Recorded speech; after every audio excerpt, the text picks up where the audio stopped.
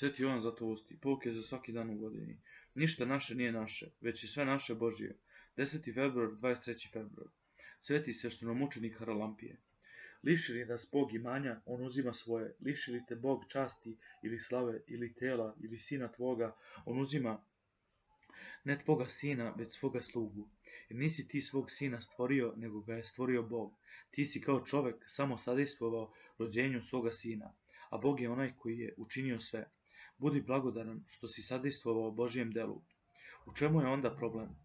Ti bi želeo da ono što je tvoje zadržiš zauvek. To je svojstveno neblagodarnom čoveku koji ne zna da sve što ima nije njegovo već tuđe.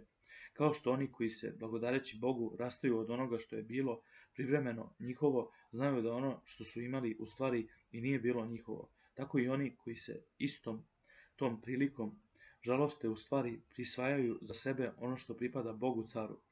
Ako mi sami nismo svoji, već Božiji, kako je onda ono što posjedujemo naše? Mi na dva načina pripadamo Bogu, i po tome što nas je stvorio i poverio u njega.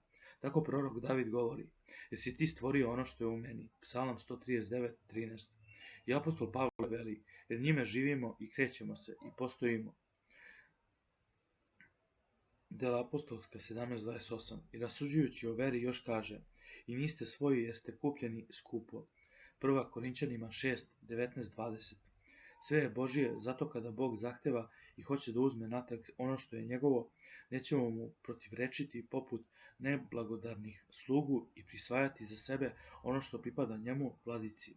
Ako ni tvoja duša nije tvoja, kako onda misliš da je tvoje imanje tvoje?